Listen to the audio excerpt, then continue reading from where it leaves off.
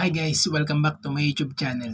For today's video ay i-share ko sa inyo at ituturo ko sa inyo kung paano nga ba mag-edit na naka-landscape, gagawin nating portrait, at naka-portrait, gagawin nating landscape. Kung interesado kayong malaman, panoorin nyo ito. Open lang natin yung CapCut. Sa mga wala pang CapCut, download nyo lang siya sa Play Store. Search nyo lang yung CapCut. So, ngayon, meron na nga pala ako nakahandang video dito na naka-portrait na gagawin naman nating naka-landscape.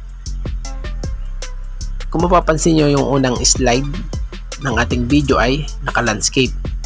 At ngayon, ipapakita ko sa inyo yung isang video dito na naka-portrait na gagawin naman nating naka-landscape. So, ito yung video na naka-portrait na gagawin nating landscape. Stop muna natin. Then, click natin yung mismong video. Then, dito sa may bandang baba, hanapin lang natin yung edit. Click natin to. Dito sa edit, meron kayo makikita dito na rotate, mirror, crop. Ang i-click nyo lang dito ay rotate. So, ayan. Okay na. Naka-landscape na siya.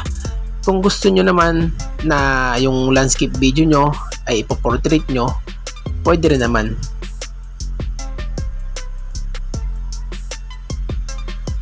So, hanap lang tayo dito ng video na naka-landscape. So, ito. Gagawin natin dito ay naka-portrait. Ganun din, same process lang. Click nyo yung video. Then, dito sa may bandang baba, click nyo yung edit. Then, click nyo yung rotate. So, ayan. Naka-portrait na siya. Kung nagustuhan nyo ang video na ito at nakatulong sa inyo, huwag nyo naman kalimutang i-like and follow and subscribe na rin sa YouTube channel ko para updated kayo sa mga bagong tutorial na gagawin ko. Thank you and God bless.